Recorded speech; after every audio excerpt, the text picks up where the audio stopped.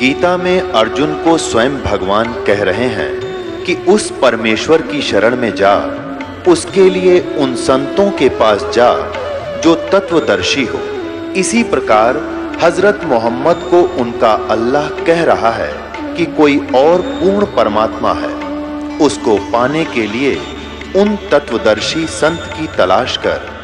वो प्रभु कौन है, ये जानने के लिए कृपया अवश्य सुनिए जगत गुरु तत्वदर्शी संत रामपाल जी महाराज के अमृत वचन। चरण कमल में राखियो मैं बांधी जाम गुलामी, राम नाम रटते रहूं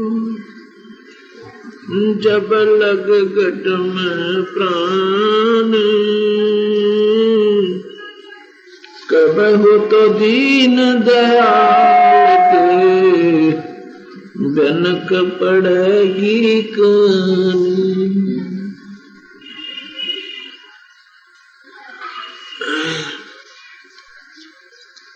आज सतगुरु बंदीश्वर कबीर भगवान तथा उन्हीं के अवतार वही स्वरूप सतगुरु गरीबदास जी महाराज की परम कृपा से आज ये सतगुरु महिमा, परमात्मा की महिमा गुणगान का ये द्वितीय दिन है। 2 मार्च 2002 ये वो शुभ दिन है कि आज ऐसे घोर कलयुग में परमात्मा की महिमा का एक विस्तृत गुणगान किया जा रहा है। और ऐसे समय में जो प्राणी सत्संग सुनने के लिए आते हैं वो बहुत ही पुण्यकर्मी प्राणी हैं, क्योंकि मनुष्य शरीर इस जीवात्मा को बहुत ही पुण्य कर्मों के प्रभाव से प्राप्त होता है। और मनुष्य शरीर पाके जो प्राणी सत्संग के अंदर आते हैं वो और भी ज्यादा शुभ कर्मी हंस आत्मा होती हैं। और जो सत्संग में आकर के गुरुदेव से के सत्संग को सुनकर, संतों के विचार सुनकर और उपदेश ले लेते हैं, उनके पुण्य कर्मों का कोई हिसाब नहीं लग सकता, उनकी कोई गणना नहीं होती। अर्थात वो देव पुरुष हैं ऐसे कलयुग में जो परमात्मा की कृपा से सत्संग में आते हैं और उसकी तलाश के अंदर हैं, भगवान की उनको चाह है।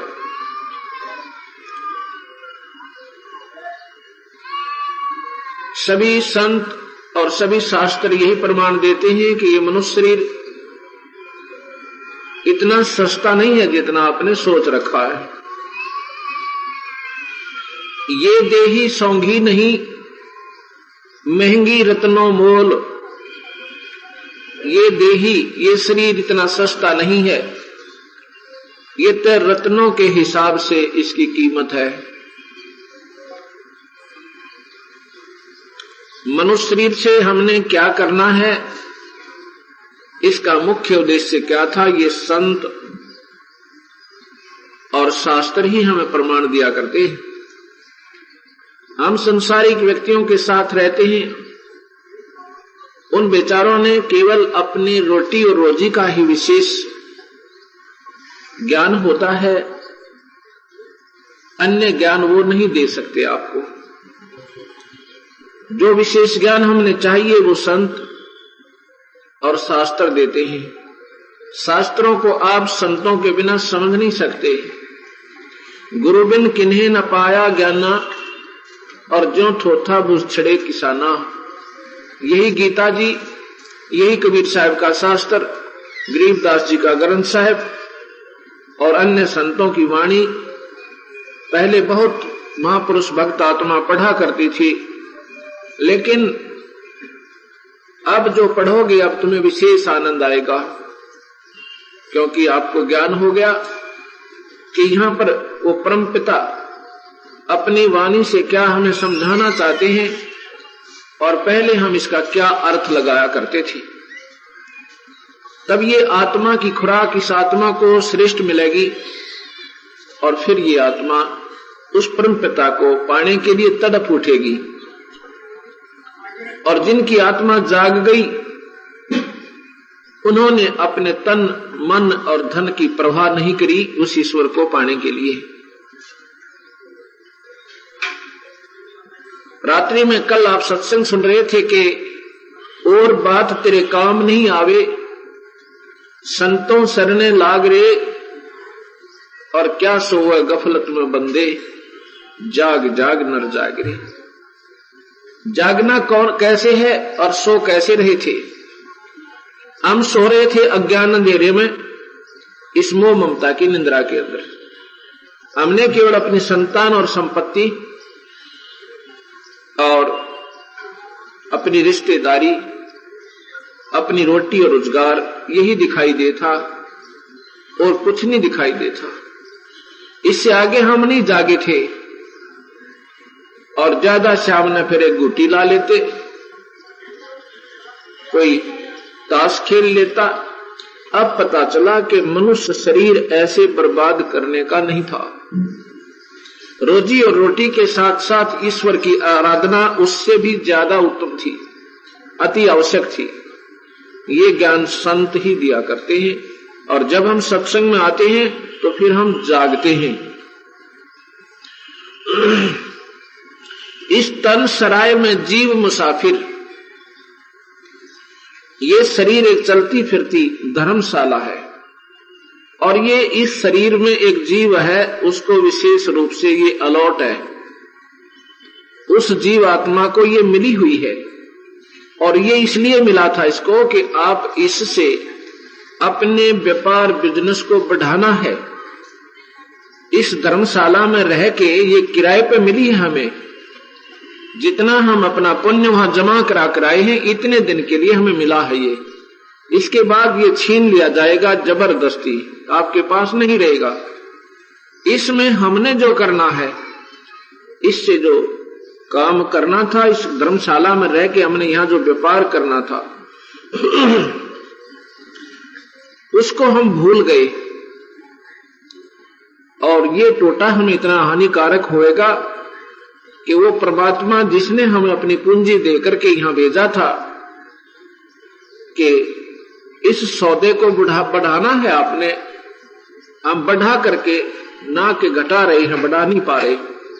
जब हम संतों के शरण में आते हैं तो हमने इस सौदा करने के तरीके का ज्ञान होता है और फिर हम जाग जाते हैं और फिर हम अपने उस मूल काम को पूरा कर जाते हैं। कौन कौन जागे, कैसे जागे, ये आपको सत्संग के माध्यम से ये 5 दिनों में सारा सुनाया जाएगा। इस तन सरा में जीव मुसाफिर करता रहे दिमाग रे, रात बसेरा कर ले डेरा चले सवेरा त्याग रे। ये सारा जीवन एक रात्रि है, इसमें हम ये सौपन देख रहे हैं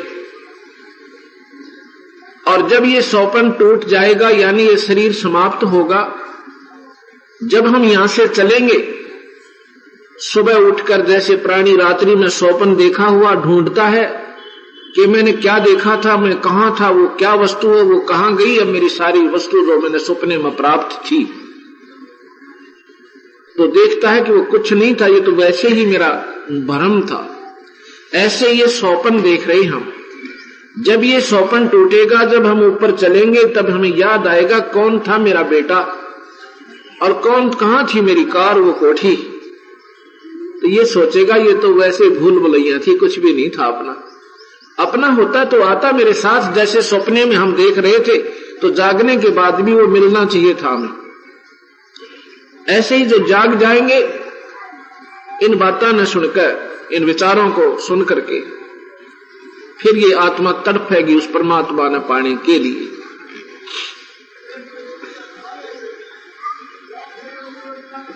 फिर कहते हैं कि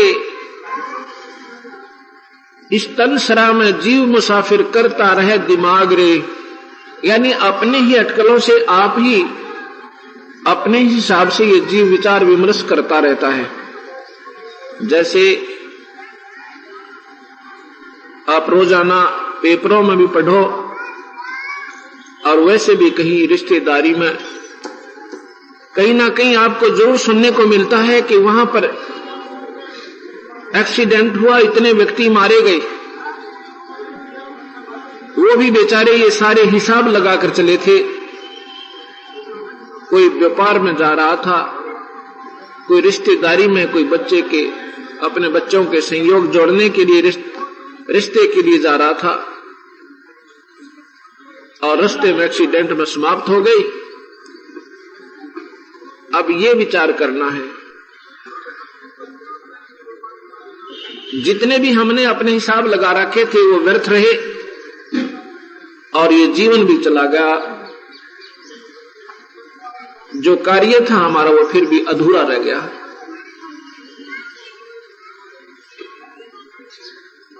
आगे सतगुरु महाराज बताते हैं कि उमदा चोला बना अनमोला। ये शरीर एक बहुत ही अनमोल वस्तु है। इसकी महिमा से हम पूर्ण रूप से परिचित नहीं है। हमने तो बस ये इसका मान रखा है कि बच्चे होंगे, अब इनको पालन करेंगे और फिर इनका ब्याह कर देंगे, विवाह करके फिर अपना जीवन सफल हुआ। भगवान इनको संतान दे, फिर हम बेशक मर जाएं, कोई दिक्कत नहीं। ये तो आप सोचो तो भी होना है, ना सोचोगे तो भी होना है, क्योंकि ये तो आपका संस्कार प्रारब्ध है। इसको कोई फेरबदल नहीं कर सकता। ना ये आपके चाहने से होगा, ना आपके करने से होगा। इसके लिए करवाने का मैटर हमारे अंदर पहले ही परमात्मा ने फीड कर रखा है। उसके आधार पर ये अपने आप कठपुतली चलती रहेगी, इसके बस की बात नहीं है। संतान हमारे चाहने से नहीं हुई, ये कोठी और बंगले कार हमारे चाहने से नहीं हुई। ये पिछले किए हुए संस्कार आज आपके फल रहे हैं और यही फलेंगे जब तक हम पूर्ण संत की शरण में नहीं आएंगे। जब तक हम किसी संत का आसरा पूरे संत का नहीं लेंगे, तब तक हम केवल अपने प्रारब्ध का भोग ही भोग रहे हैं। जब हम संत शरण में आ जाएंगे तो उस समय हमें अपनी क्रिया भी बदल दी जाती है संत के माध्यम से हमारी, और फिर हमारे संस्कार भी बदल जाते हैं और हमारी सारी क्रिया में अंतर हो जाता है। बाकी परमात्मा की तरफ से हमारा एक सुनियोजित सारे जीवन का हिसाब किताब लगाकर हमारे मस्तिष्क में और सब जगह हमारे हाथों में पहले ही अंकित है।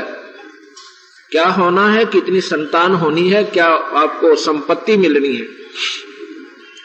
जब हम पूरे परमात्मा सतपुरुष कबीर भगवान की शरण में आ जाते हैं, फिर हमारे होने वाली हानि बंद हो जाती है, आने वाले कष्ट भी टलने शुरू हो जाते हैं। कबीर साहब कहते हैं, संत शरण में आने से आई टले बला, अर्जय मस्तिष्क में सूड़ी हो कांटे में टल जा।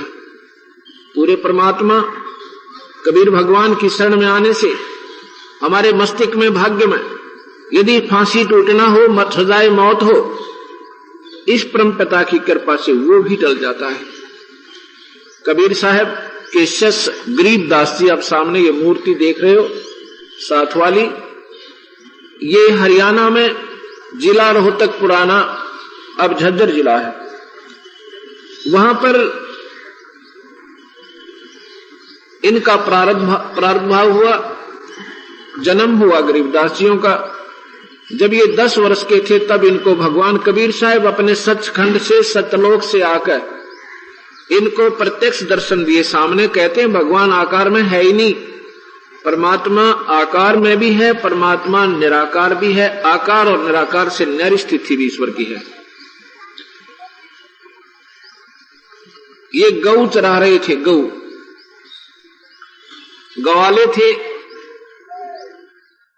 वहां पर इनको दर्शन दिए थे, अपना सतलोक दिखाया था।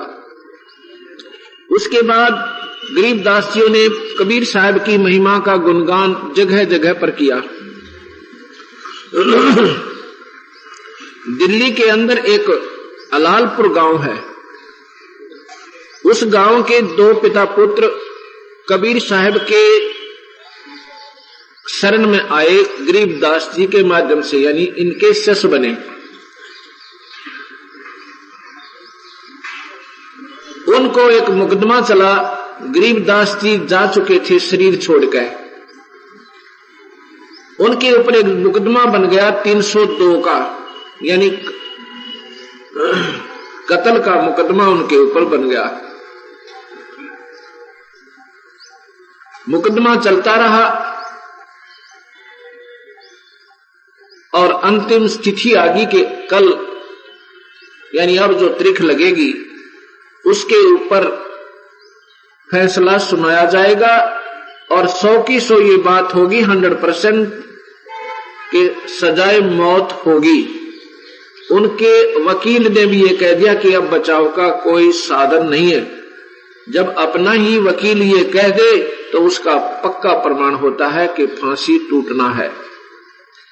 इस पर उसका पुत्र रोने लग जाता है, कहता पिताजी आज हमारे गुरुदेव होते तो हमें ये फांसी नहीं लगती। उनका पिताजी कहता पुत्र परमात्मा मरते नहीं, भगवान कबीर साहब हमारे साथ है, बेटा घबरा मत, और उनकी यही इच्छा है तो फिर क्यों चिंता करे पुत्र, उनके हुक्म बिना पत्ता नहीं हिल सकता, इसमें भी हमारा कोई भला है, मर जाने में भी अगर उनकी इच्छा होगी तो। अब क्या होता, वो निश्चित तारीख आ जाती है, कोर्ट के अंदर दोनों मुलजिम खड़े हो जाते हैं, मजिस्ट्रेट बैठा, साथ में रीडर बैठा है। मजिस्ट्रेट फांसी की सजा सुनाकर लिख के रीडर को कहता है कि पढ़ के सुना दे इनको।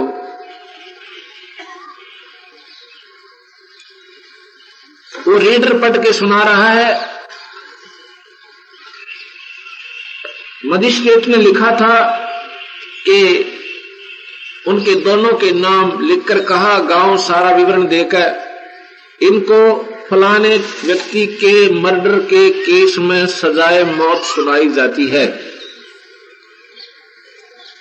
रीडर क्या पढ़ रहा है कि उन दोनों का नाम बोलकर फलाने गांव के फलाना पुत्र फलाना, फलाना पुत्र फला, इनको बाई इज्जत बरी किया जाता है। मजिस्ट्रेट कहता तेरा दिमाग खराब है क्या, तू क्या पढ़ रहा है? अक्के जनाब ने ऐसे ही लिखा इसमें। उसने फिर देखा, वो कागज फाड़ दिया, अपना फैसला फाड़ दिया, दोबारा फिर लिख दिया। कहता ये कैसे लिखागा मेरे से अनजान पने में। दोबारा फिर सुनता है, सुनाता है, मजिस्ट्रेट लिखता है कि इनको सजाए मौत दी जाती है, रीडर पढ़ता है कि इनको बाई इज्जत बरी किया जाता है। तीसरी बार फिर पढ़ के लिखता है, तीसरी बार फिर स्वयं सुनाता है, उसके सामने अक्षर चेंज हो रहे हैं। मजिस्ट्रेट देख रहा है, उसकी आंखों के सामने वो अक्षर एकदम बदल रहे हैं। मजिस्ट्रेट ने कहा भाई तुमने किसी संत का आसरा ले रखा है कि हाँ हम कबीर भगवान के चरणों में पड़े हैं, हमारे गुरुदेव गरीबदास जी थे। कहने लगे भाई जब तुम्हें वो बरी कर रहा है तो मैं फांसी नहीं दे सकता, मेरी क्या औकात है, तुम बरी हो, बोल सतगुरुदेव की। उसी दिन से उस मजिस्ट्रेट ने अपनी नौकरी से रिजाइन कर दिया कि परमात्मा है और वो जो चाहे सो कर सकता है। कबीर भगवान में ये शक्ति है, ये कर्म के दंड काट सकता है, अन्य किसी परमात्मा में ये शक्ति नहीं है, ना ब्रह्मा में, ना विष्णु में, ना शिव में, और ना ही ज्योत निरंजन ब्रह्म के अंदर। गरीबदास जी कहते मासा घटे न चल बधे, विधना लिखे जो लेख, और सच्चा सतगुर मेट के ऊपर मार दे मेघ। पूर्ण संत जब मिल जाएंगे हमारे भाग्य बदल देंगे। अगर हम कर्मों के दंड भोग भोग कर ही पूरा करेंगे तो कभी अंत नहीं आ सकता।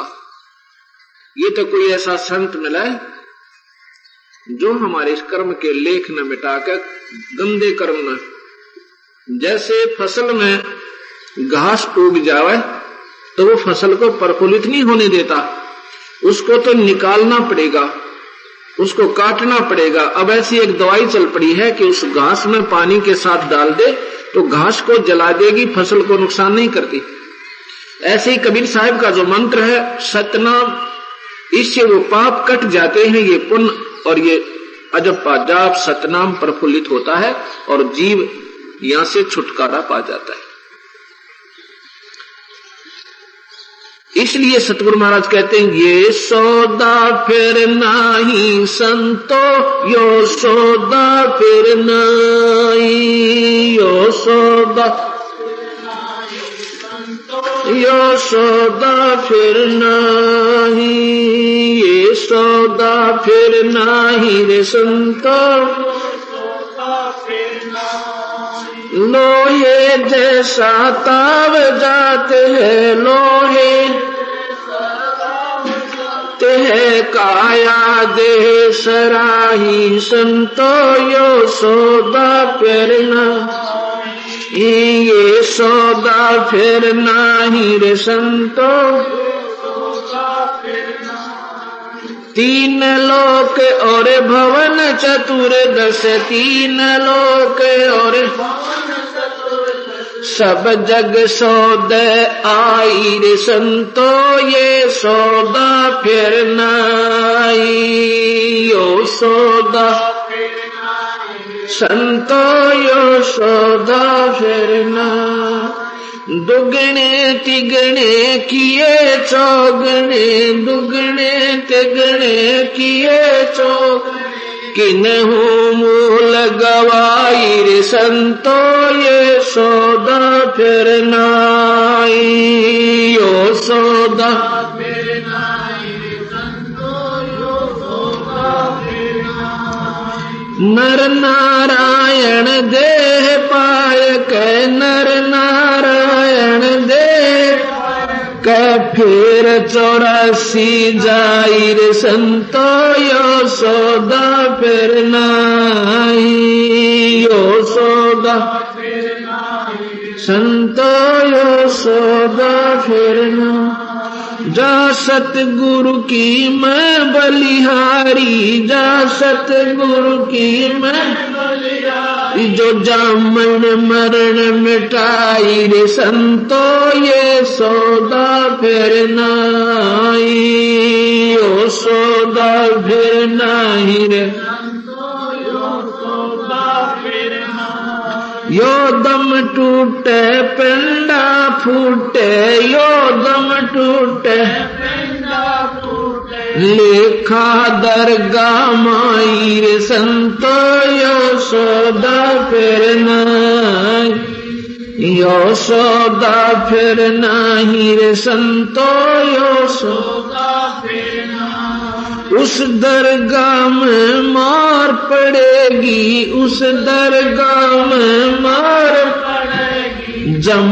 पकड़ेंगे बाहिर संतो, यो सौदा फिर नाई, यो सौदा फिर नाही रे संतो, यो सौदा फिर नाई। कुल परिवार तेरा सकल कबीला, कुल परिवार तेरा सकल कबीला, मसलत एक ठहराई रे संतो, यो सौदा फिर नाई, यो सौदा फिर नाही रे संतो, यो सौदा फिर नाई। बांध पिंजरी आग धर लिया, बांध पिंजरी मरघट को ले जाही रे संतो, यो सौदा फिर नाई, यो सौदा फिर नाई रे संतो, यो सौदा फिर नाई। अग्नि लगा दिया जद लंबा, अग्नि लगा दिया फूक दिया उस ठाई रे संतो, यो सौदा फिर नाई, यो सौदा फिर नाही रे संतो, यो सौदा वेद बांध फिर पंडित आए, वेद बांध फिर पीछे गरुड़ पढ़ाई रे संतो यो सौदा फिर नाई, यो सौदा फिर नाई। नर से ती तू पशुआ की जय, नर से ती तू पशुआ की जय। गद्दा बैल बनाई रे संतो यो सौदा फिर नाई, यो सौदा फिर नाई, संतो यो सौदा फिर नाई। 56 भोग कहाँ मन बोरे, 56 भोग कहाँ मन बोरे। कित कुरड़ी चरणे जाई रे संतो यो सौदा फिर नाई, यो सौदा फिर नाई, यो सौदा फिर नाई। प्रेत शिला पे जाए बिराज, प्रेत शिला पे जाए बिराज। पितरों पिंड भराई रे संतो यो सौदा फिर नाई, यो सौदा फिर नाई रे संतो यो सौदा फिर नाई। बोहर सराद खान को आए, बोहर सराद काग बहे कल माहिर संतो यो सौदा फिर नाई, यो सौदा फिर नाई, संतो यो सौदा फिर नाई। जय सतगुरु की संगत करते, जय सतगुरु की संगत करते। सकल कर्म कट जाई रे संतो यो सौदा फिर नाई, यो सौदा फिर नाई, संतो यो सौदा फिर नाई। अमरपुरी पर आसन होते, अमरपुरी पर आसन होते। जहाँ धूप ना छाई रे संतो यो सौदा फिर नाई, यो सौदा फिर नाई रे संतो यो सौदा फिर नाई। सुरत नरत मन पवन पियाना, सुरत नरत मन पवन पियाना। शब्द शब्द समाई रे संतो यो सौदा फिर नाई, यो सौदा फिर नाई रे संतो यो सौदा फिर नाई। गरीब दास गलतान मैल में, गरीब दास गलतान मैल में। मिले कबीर गोसाई रे संतो यो सौदा फिर नाई, यो सौदा फिर नाई रे संतो यो सौदा फिर नाई। सत साहिब यहाँ पर कबीर साहिब के स्वरूप उनके शिष्य गरीबदास जी भगवान कहना चाहते हैं, भाई ये मनुष्य शरीर बार बार नहीं मिलता, ये सौदा, ये मनुष्य शरीर का जो बिजनेस है ये फिर नहीं बनेगा। इसमें इतना जल्दी करो जितना हो सके। कहते हैं लोहे जैसा ताब जात है ये काया दे सराही। ओए होए, एक एक बात संत की जय आत्मा तक पहुंच जाए या डटी नहीं डटा है। हम आत्मा तक ये काल इस चीज को जान नहीं देता जो इसकी निज खुराक है। ये तो हमने मन की खुराक को ज्यादा कर रखा है, जैसे अच्छे बढ़िया बढ़िया शब्द सुनना। जो भक्ति भाव के लोग हैं, भक्त आत्मा हैं, बहन भाई, उनको काल ने कहाँ उलझा दिया। अच्छे बढ़िया सुरीली आवाज के गाने वाले, शब्द गाने वाले, कबीर साहब की बानी वाले चाहिए। और यो बस सारी रात नाड़ मार के और साखी यानी वाणी कर गया फंद। सतनाम, सतनाम, वो सार नाम का ज्ञान नहीं हुआ। और उस नाम बिना बीमारी कटे नहीं। अब कोई बीमार है और उसमें कहा गया है कि भाई दवाई खाओ, दवाई ले ले, तेरी बीमारी कट जाएगी, नहीं भयंकर होने वाली है।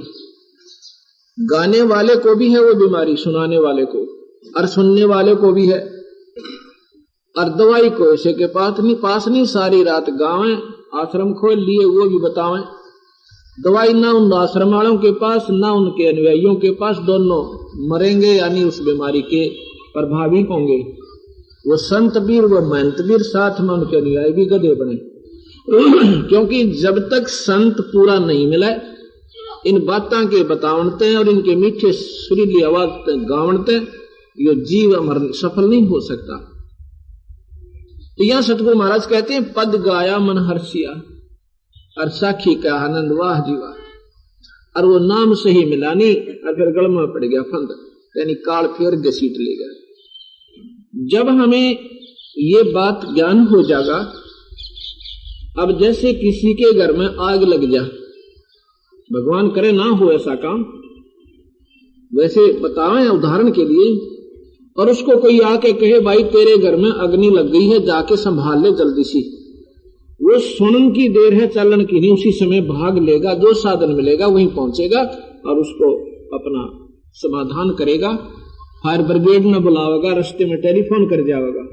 यानी वो होश में हुआ तो, और जब उसने पी रखी शराब, फिर वो क्या कहेगा कि क्या कहा भैया फिर बताना। वो कहेगा तेरे आग लग रही है, पीछे थोड़ी ये लगी है, अभी तो भाग ले, बचा सकता है। वो कहता है ऐसे नहीं भाई, कुछ गा के सुना है, मुझे अच्छा नहीं लगा तेरा बताना, इतना भयंकर नुकसान होने लग रहा। और फिर वो कहे मुझे गा कर सुना, क्या कह रहा है, तू नहीं भाई तू सुना, तेरी अच्छी आवाज है। हमारे साथ वो बनी हुई है, क्योंकि हमारे अंदर माया का नशा हो गया, हम होश में नहीं है। होश में हो और ये बात सुने सतगुरु की, कालजा पाट जाए इंसान का, हृदय हिल जावे, अरे तेरा गजब गधे बनेंगे, कुत्ते बनेंगे पूरे नाम बिना, पूरे संत बिना। तो हम तुरंत जाग जावें और समाधान ढूंढें कि कहां है वो पूरा संत जिससे हमारी ये बीमार, ये नुकसान बचाए। थोड़ा तेज करो। और जो नशे में हुए नु कहेंगे हाँ भाई बहुत अच्छा, आहा। अब बात कोई बात हुई, अभी आपने शब्द में सुना कि नर से तीतु पशुआ कीजे गद्दा बैल बनाई, ये 56 भोग कहां मन भोरे की कुरडी चरने जाई। ओए होए, आज हम कितना सुंदर भोजन खाएं, स्वादिष्ट भोजन खाते हैं, दूध और दही, मक्खन, बढ़िया रोटी, और साथ में सेब संतरे मक्खन, ये मेवा, कितना अच्छा भोजन आहार हमारा है। और एक परमात्मा के पूरे संत बिना और सच्चे नाम बिना ये प्राणी क्या बनेगा, गधा बने। फिर कहें ये भोजन कहा मन बोरे, फिर तो कुरडी चरने जाई, वो गंध खाएगा। ओए होए होए होए, जब होश में हो, आप पर नशा नहीं है तो आप एकदम अर्धा हिल जा आपका, लेकिन आपके ऊपर इस माया का दबाव बहुत ज्यादा है। सुन भी रहे हो, हाँ भी भर रहे हो, पर उसका समाधान नहीं ढूंढ रहे, अभी आपका नशा उतरा नहीं। कबीर साहब कहते हैं कबीर ये माया अटपटी भाई सब गट आनड़ी, और किस किस ने समझाऊं या कुआ बांग पड़ी है। काल ने तो इस कुएं में, संसार रूपी कुएं में माया की बांग गोट के गिर रखी है, मन पक्की। और जो भी उसने पी है एक प्रकार की उनकी गतिविधि, एक जैसा ही बोलना, वही स्थिति है सबकी। ये नशा उतरेगा, ये सतगुरु के इंजेक्शन लग गए या वाणी सुना, और फिर ये नशा हट जाएगा। फिर देखा इन प्राणियों को कहां से 650-700 किलोमीटर हरियाणा की संगत अपने कुर्बे न छोड़कर, अपने बच्चे काम न त्याग के इस परमात्मा के लिए आएगी। इनका नशा उतर गया। और जिनका नशा नहीं उतरे, यहाँ से दुकान छोड़कर नहीं आ सकते 2 घंटे खातर, और कल में चाहे कोई और नुकसान हो जाए, मन माने 1 हफ्ता मेडिकल में लौटे रहे, पैसे लागे और दुकान बंद हो जाए और दुख हुआ वो न्यारा, वो मंजूर है। पर परमात्मा के नियम हम 2 घंटे नहीं निकाल पाते, क्योंकि हमारे नशा है। वो नशा उतरे यहां से, यहां हम आ नहीं सकते, और जो यहां आ गए उनका नशा पक्का उतर जाएगा, उनका ये अंधेरा रह नहीं।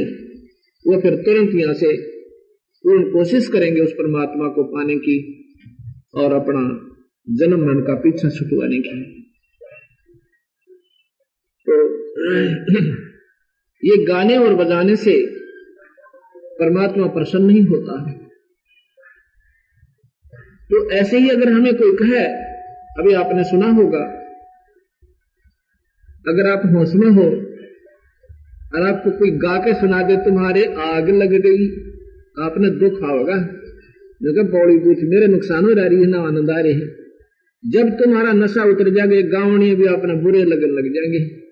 एक वाणी भी मुख से जो स्वाभाविक उच्चारण होगी सतगुरु की हृदय में जाएगी और रोना होगा, ओए होए हम गधे बन जाएंगे, परमात्मा हे मालिक हे दाता पीछा छुटवाइए। जब नशा उतर जाएगा, अभी नशा उतरा नहीं आपका, इतना ही सुनते ही आपका वो आत्मा तड़प उठेगी इस नरक से निकलने की के लिए और पूरी कोशिश करेगी। इसमें बता रहे हैं कि ये लोहे जैसा ताव जात है और काया देश राही। जैसे लोहे को गर्म किया जाता है, उसको तुरंत ही उसके मोल्ड में, उसके ढांचे में अगर डाल दिया जाए, जब वो कति पिघला हुआ है तो जो हम बनाना चाहते हैं बन जाएगा। और जरा सा भी वो ठंडा हो गया, बांगा बौला जो का तो सेट हो जाएगा। फिर उस पर चाहे कितने ऐसे हथौड़े बजाओ, उसका कुछ नहीं बनेगा। ऐसे ही एक बार मनुष्य शरीर जो है लोहे जैसा ताव है आप में, अब इसमें जो चाहो तुम बना सकते हो, कति बिल्कुल बन जाएगा। अपनी बुराई छोड़ो, बीड़ी शराब मांस तम्बाकू ये मानव आहार नहीं है, ये तो राक्षसों का पेय पदार्थ है। शराब पीना, अफीम खाना, पान खाना, सुल्फा पीना, जर्दा खाना, ये मनुष्य का आहार नहीं है।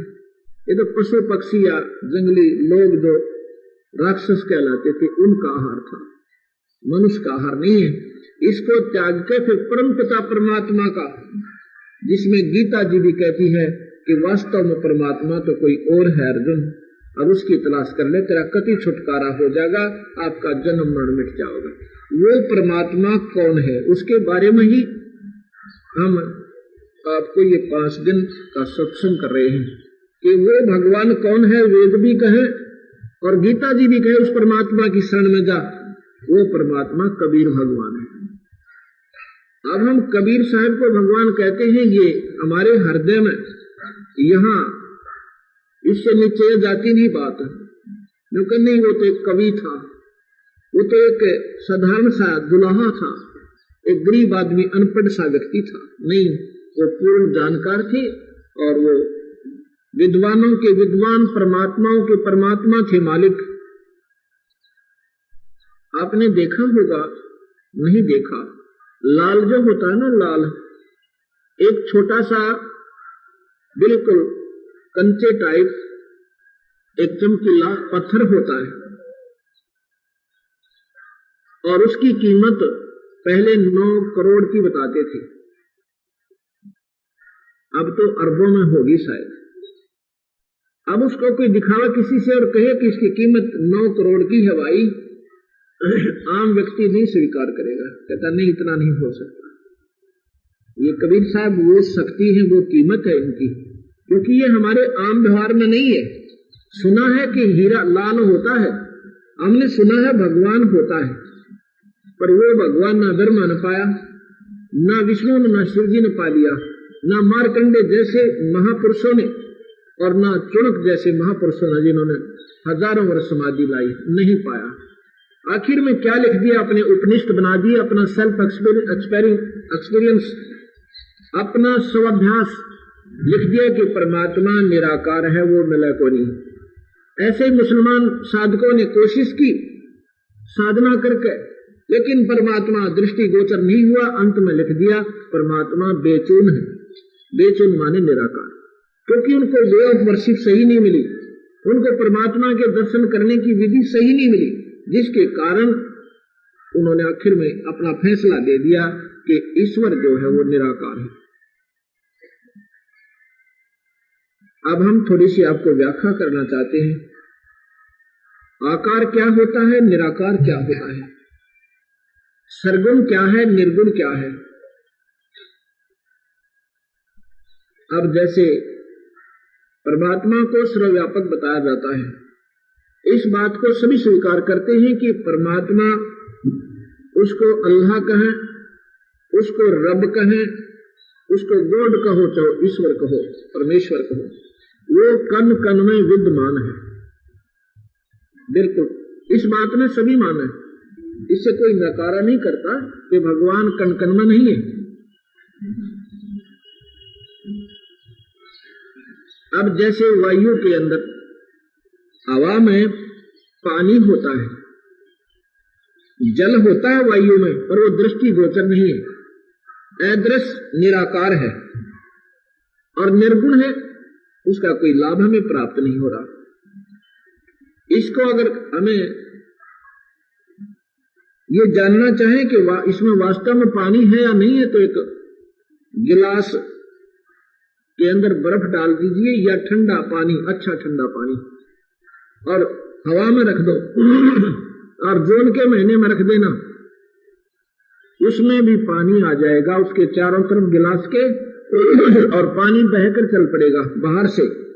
गिलास फूटा नहीं है, गिलास बिल्कुल साबुत है, लेकिन फिर पानी कहां से आया? जो वायु में पानी था, वो वायु का पानी उस ठंडे वातावरण से चेंज हो गया, पानी में परिवर्तित हो गया, और वो इससे सिद्ध हो गया कि वायु में पानी था, लेकिन वो निराकार था, फिर आकार में भी दिखा। ऐसे ही परमात्मा के प्रगटकरण की विधि है। परमात्मा सब जगह है, वो परमात्मा आपको विशेष लाभ नहीं देता, आम लाभ देता है। जैसे वायु हमें आम लाभ दे रही है, विशेष नहीं दे रही है, वो वायुमंडल में जो पानी है। ऐसे ही बड़ा तेज कर भाई, इसमें थोड़ा सा या कर। जैसे गरीबदास जी महाराज कहते हैं कि थन दूधी ने चीर के जय कोई ढूंढे दूध, गरीबदास इस शरीर में हाड चाम और दूध। जैसे बिना ब्याई हुई कोई गाय, भैंस, बकरी, अगर उसका कोई ऑपरेशन करके देखे उसमें दूध नहीं है, उसमें दूध नहीं है। और जब वही गाय, वो भैंस या बकरी जब नए दूध हुए, उसको गर्भ रहे, फिर बच्चा हुए, और फिर देखो बाल्टी भर दे दूध की, वो दूध कहाँ था, कहां से आ गया? वो शरीर में ही प्रकट हुआ, शरीर में बनाया गया था अंदर, पर उसकी विधि थी बनाने की। ऐसे ही ये नाम गरीबदास जी कहते हैं, थन दूधी में चीर के जय कोई ढूंढे दूध, गरीबदास इस शरीर में हड्ड चाम और दूध। फिर कहते हैं, हड्ड चाम की देह में अमृत दूध सर्वंत, गरीबदास शरीर में ऐसे है भगवंत। परमात्मा भी है शरीर में, पर वैसे नहीं आपको दर्शन होंगे उसके। कैसे होंगे? पूरे संत का नाम ले और फिर उस नाम का सेवन शुरू कर, उस नाम के प्रभाव से तेरे शरीर में वो भगवान प्रकट होगा। था तो पहले भी, पर उसकी विधि बिना वो बना नहीं। ऐसे ही जब हम निर्गुण और सरगुण समझेंगे, निराकार और आकार की व्याख्या समय समय आने पर आपको हम बताते रहेंगे। आज इतना ही समझेंगे। अब आगे चलते हैं कि दुगने तिगने करे चौगने किन्हू मूल गवाही, ये सौदा फिर नाही संतो यो सौदा फिर नाही। दुगने तिगने किन्होंने किए? जिन्होंने पूरे संत की शरण मिल गई, नाम लिया और लेकर नाम, और जैसे गुरुदेव ने आदेश दिए और सिरदर की बाजी लगा दी, वो दुगने तिगने चौगने इस मनुष्य शरीर का ये सौदा कर देंगे। और जिनको सही मार्ग मिला नहीं, शराब पी अपनी धंधा पीट किया और रोजी रोटी में सारा जीवन खो दिए, वो अपना मूल गवा चले। मूल गवाना तात्पर्य अपनी जो भगवान से हम श्वास रूपी पूंजी लेकर आए थे वह व्यर्थ खो दी। और जब ये पूंजी जिसके आधार पर हमने आगे सौदा बढ़ाना था, बिजनेस बढ़ाना था, वो खत्म कर दिया, वह पूंजी भी खा चुके, अर्थात हम वहां भगवान के दरबार में फिर मुंह लटकाएंगे। वहां जाकर हम बहुत पछताएंगे। उस समय कुछ नहीं बनेगा। यहाँ पर कबीर साहब कहते, अच्छे दिन पाछे गए गुरु से किया ना हेत, इब पछतावा क्या करे बिरा चिड़िया चुगगी खेत।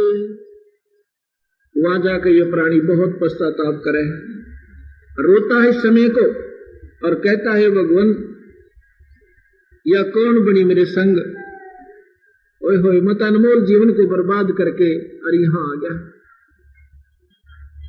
फिर क्या प्रार्थना करेगा ये प्राणी? भगवान से कहेगा, हे परमात्मा एक बार मनुष्य शरीर मुझे फिर दे दो दाता, अब के गलती नहीं करूंगा, अब के मैं आपको इतना याद करूंगा, आपके चरणों में बहुत ज्यादा से ज्यादा समय लगाऊंगा।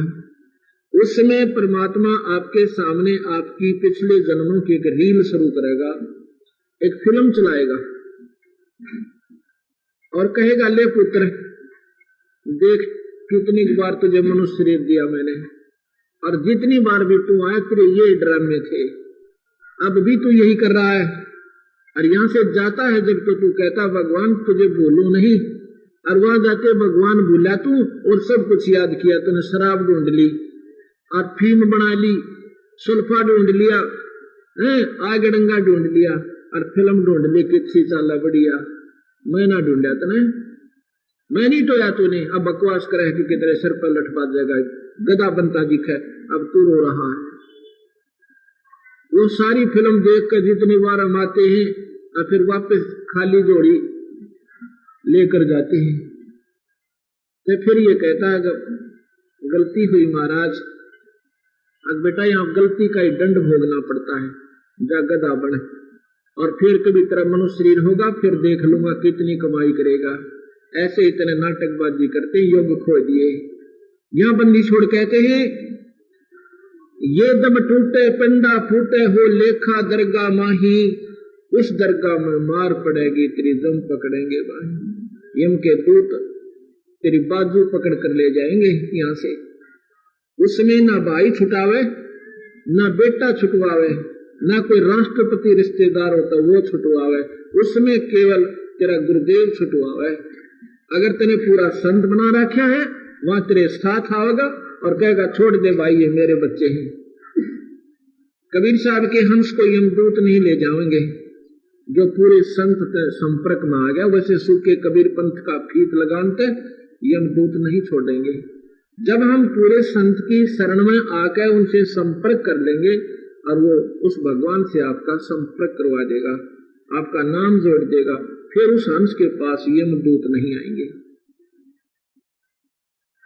उसको स्वयं कबीर भगवान अपने गुरुदेव के रूप में, आपके गुरुदेव के रूप में आके अपने साथ ले जाएंगे, यमदूत नहीं छेड़ेंगे। आगे सतगुरु बताते हैं कि जा सतगुरु की मैं बलिहारी जो जामन मरण मिटाही। मैं तो उस परमात्मा के ऊपर, उस संत के ऊपर बलिहारी हूं जो जन्म और मरण को समाप्त करवा दे। अब जन्म मरण आपने सुना कल गीता जी में कि जन्म मरण ना ब्रह्मा का मिटा, ना विष्णु का, ना शिव का, तो आम जीव का जन्म मरण कैसे मिट सकता है? क्योंकि साधना हम भगवान ब्रह्म तक की कर रहे हैं, ब्रह्म की साधना से जीव का जन्म मरण नहीं मिटता। कर्म आधार पर स्वर्ग, महास्वर्ग 84 लाख दुनिया जीव की बनी रहेंगी।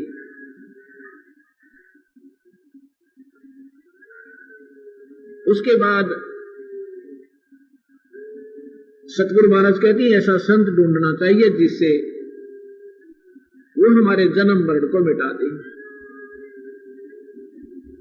आगे बताते हैं कि कुल परिवार तेरा सकल कबीला मसलत एक ठराही, जब ये शरीर छूट जाता है तो सभी आस पड़ोस के रिश्ते भाईचारा आपका कुल परिवार इकट्ठा होता है और कहता है भाई अब इसको उठाओ जल्दी, अब यहां से इसको ले चलो, अब इस मिट्टी में कुछ नहीं रहा है।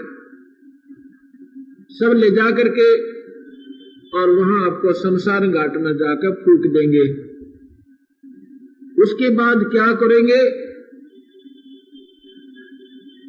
एक गरुड़ पुराण का पाठ करने वाला व्यक्ति बुलवाएंगे और वो कहते हैं 7 दिन तक गरुड़ पुराण का पाठ आपके घर पे करेगा। गरुड़ पुराण को एक बार वैसे पढ़कर देखो, उसमें ये लिख रखा है कि जब ये प्राणी बिना भगवान के भजन के यहां से जाता है, उसको यम के दूत पकड़कर इतने भयंकर रास्ते से ले जाते हैं, ये तौबा करता है तड़प तड़प कर पानी के लिए, खाने के लिए, और रोता है, हाहाकार मचाता है। वो दया नहीं करते, जितने भी बुरे कर्म कर रखे उनको सब दिखाते हैं कि तूने ऐसे जुल्म किए नादान। तो बंदी छोड़ कहते हैं अगर वो गरुड़ पुराण उस नादान प्राणी को जो शरीर छोड़कर जा चुका जब पहले पढ़वा देते तो बुरे कर्मों से बच जाता, उन कष्टों से बच जाता। अब क्या बने उसको, वो तो मर लिया और गधा बनने की तैयारी हो रही और पीछे गरुड़ पुराण का पाठ घर पर प्राणी करवा रहे हैं।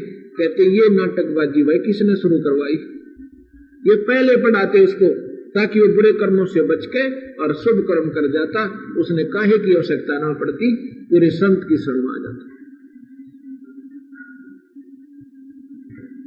कहते हैं वेद बांध फिर पंडित आए पीछे गरुड़ पढ़ाई।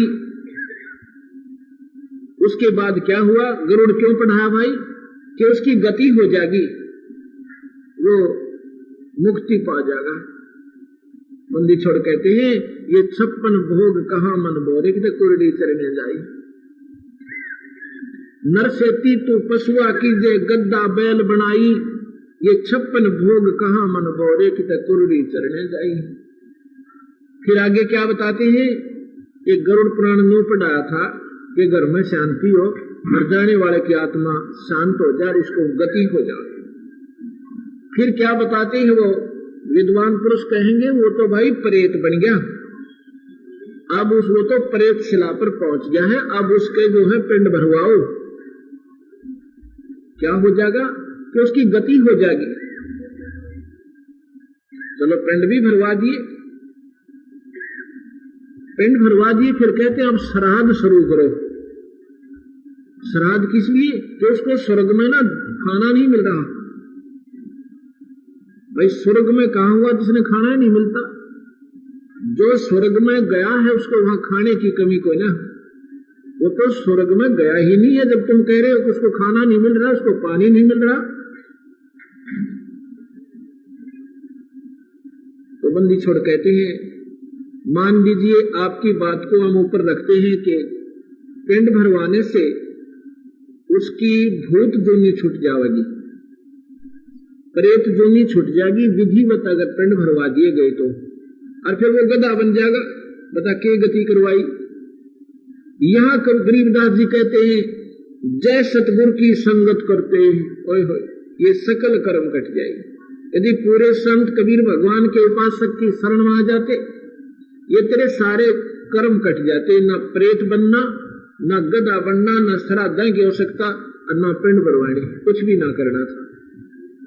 जय सतगुरु की संगत करते तेरे सकल कर्म कट जाई, और फिर क्या होता, सतलोक में पहुंच जाते, अमरपुरी पर आसन होते जहां धूप ना छाई।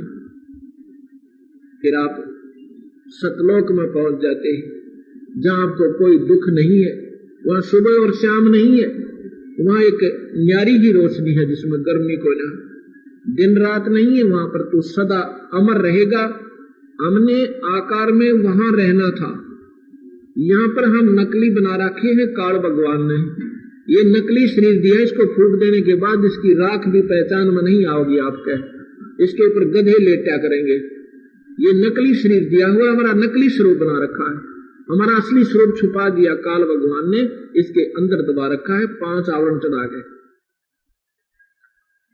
अब उन इस नाम के अभ्यास से ये शरीर हमारे अंदर जो ऊपर हमारे कवर चढ़ा रखेंगे, धीरे धीरे सब अपने आप निकल जाएंगे, जैसे सांप कांचली छोड़ दिया करे।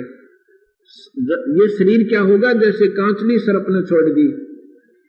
इसकी उस सांप और कांचली की उसकी कैंचुली की तुलना करते हैं, इतना ही ये जीव आत्मा जो अंदर और है शरीर, ये शरीर उसके ऊपर ऐसे कवर है। इसके छूट जाने के बाद वो जीव नारा है, इसके बाद एक और कवर है जिसको सूक्ष्म शरीर कहते हैं। फिर एक कारण शरीर है, एक महाकारण शरीर है, फिर कवल्य शरीर है।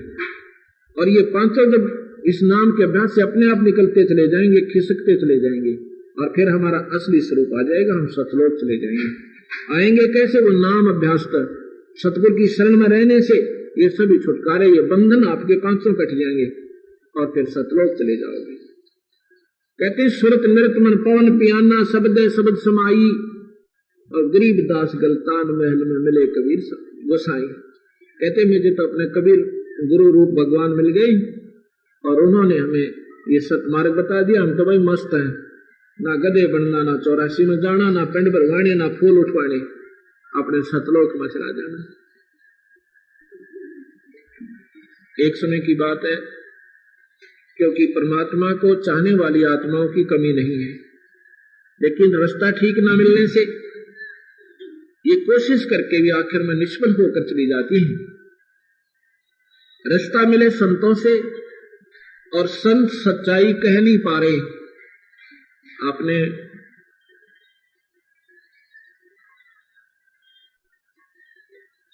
सभी संतों के सत्संग सुने होंगे। जैसी भी साधना आम जीव कर रहा है, वो संत उसी को ही जो कि तुम बता करके और अपने सत्संग को समापन कर जाते हैं। और जब तक इस जीव ने सच्चा ज्ञान नहीं होगा, ये ऐसे ही दुख पाता रहेगा। एक समय की बात है, एक धर्मदास नाम के बहुत ही बड़े सेठ थे। बांधवगढ़ एक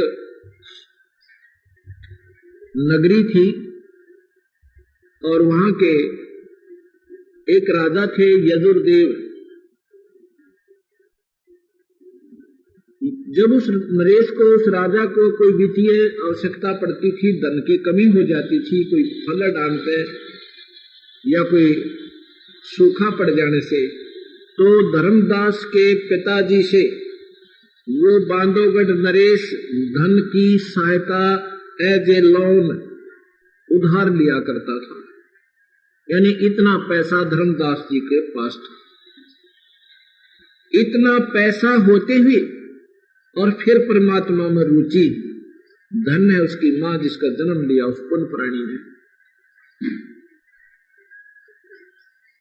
परमात्मा की टो में आराम से बैठ जाओ, तुम बैठ आराम से, पकड़ के खड़ी कर, इसने रामा बना रखे, खड़ी हो, शर्म भी नहीं आती तुम्हें, खड़ी हो यहां से।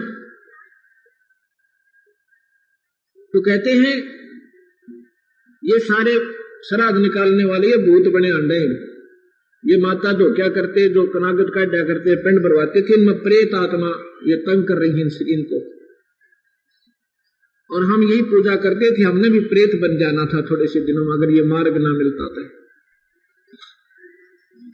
तो बांधा वो धर्मदास जी परमात्मा की तलाश में, क्योंकि सभी शास्त्र यही बताते हैं भाई गुरु बनावा है, और गुरु के बिना जीव की मुक्ति नहीं हो सकती।